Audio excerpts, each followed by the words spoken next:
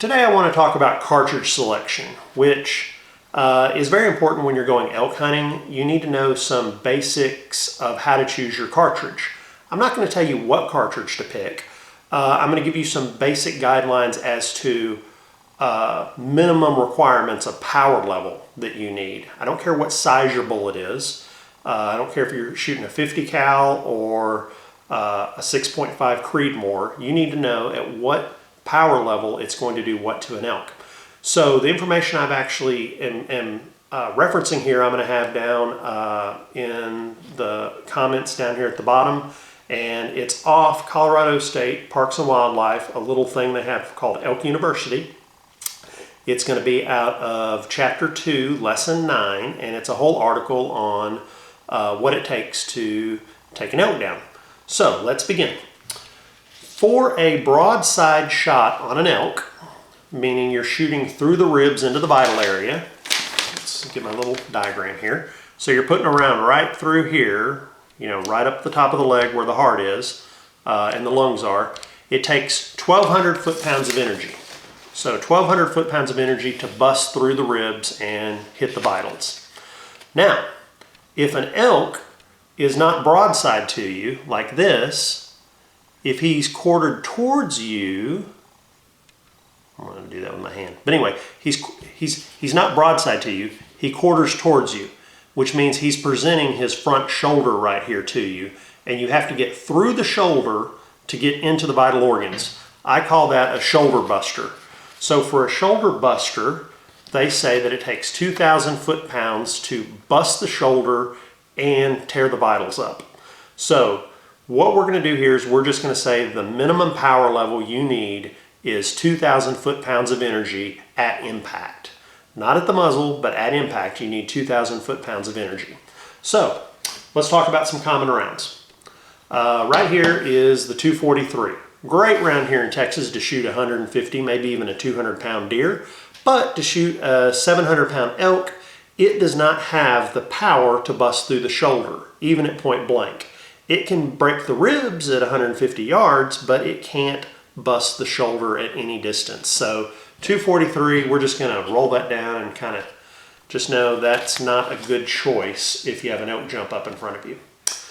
Now these next two rounds are pretty much the same. This is the 30-06 and the 308. You can get 30-06s and 308s are basically the same power and speed level for bullet weight. They just use a slightly different powder in the 308 to get it as fast as the 30-06. Even though the cases are, one's a little bit longer than the other, they pretty much have the same power typically. So if you use a 308 with a 165 grain bullet at 150 yards, it can bust a shoulder. But if you step up your bullet weight to 180 grains, a heavier bullet, you go from 150 to 250 yards to bust the shoulder.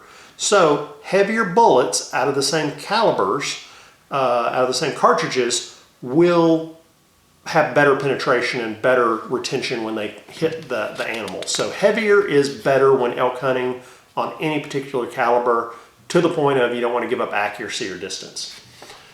Okay, next we have one of my favorite bullets, the 7mm Remington Magnum. Now we've gone from regular cartridges up into Magnum cartridges. The 7mm Remington with a 175 grain bullet, which is what I have there, it can at 300 to 400 yards bust a shoulder. Mine's a little high powered because I load it myself. It'll actually reach out right to 400. Past 400 it won't bust a shoulder though. All right, so the next round we have here is the 375 H&H Magnum. Now this bullet is normally an African game bullet. It is considered the minimum bullet that you would hunt the 5 deadly African beasts with, you know, like lions and stuff. 375 is also an excellent choice if you're going to have grizzly bears around you and need to stop a charging grizzly bear. So we're going to say 375 is the upper limit of typically what you would hunt with in North America on the big game. Now the 375 that I have loaded up here is a 250 grain 375, and it is good out to 400 and a little bit more yards.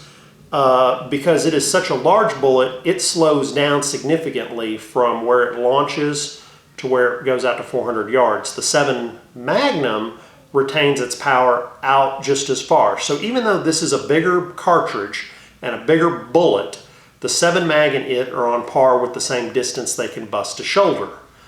Now, the trade-off is at close range, if you're not going to a place where you're going to make long shots, this 375 for 200 yards and less delivers a whole lot more impact than the 7 mag does.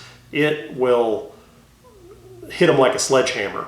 But if you have to make long shots, the 7 Remington Magnum is the better choice because it works at close range and it works out at long range. So you have to figure these things out. What's the distance my bullet works at, and does my bullet, is it accurate out to 400 or 500 yards? The 7 mag is, the 375 is falling like a rock out at that distance. So you have to determine what type of zone you're hunting in. If I'm hunting dense forest, where I know I'm not going to get anything more than a 300 yard shot, the 375 is my go-to.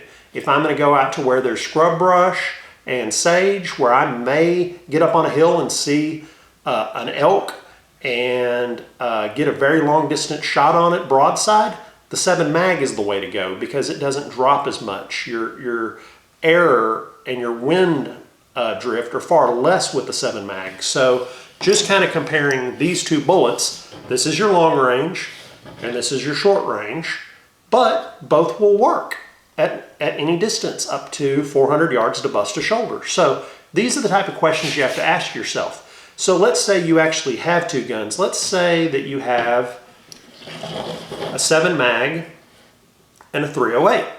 And you know that you're going to be hunting in the mountains where the oxygen is thin, you're going to be very tired, and your 308 weighs 2 pounds less than your 7 mag, and it's far more comfortable to shoot, and you know you're not going to take a shot over 200 yards, then the 308's a good go-to round over the 7 mag. Again, these are the questions you have to ask. Where am I hunting? What distances will I be shooting at?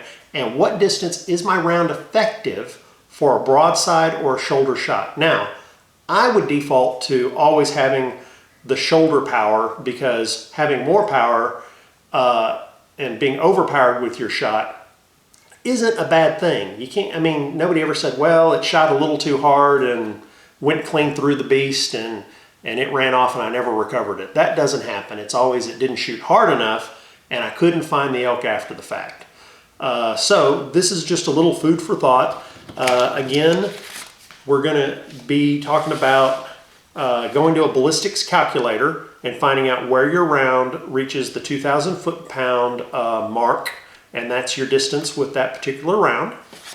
And also you need to go to Colorado Parks and Wildlife, Elk University, Chapter 2, Lesson 9, to read up on all the information I just shared with you. I mean, don't believe me, read what the experts put in print and advise all hunters going to Colorado to do. All right, more to come. I think one of my next videos is going to be discussing rifle weight and selection.